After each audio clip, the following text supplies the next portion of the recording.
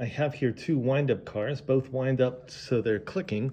They're the same mass, the same force is acting on them, the same spring, and if I release them at the same time, you should get the same acceleration.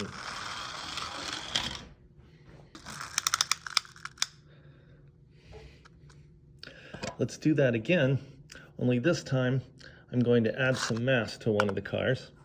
Let's make sure they're both wound up.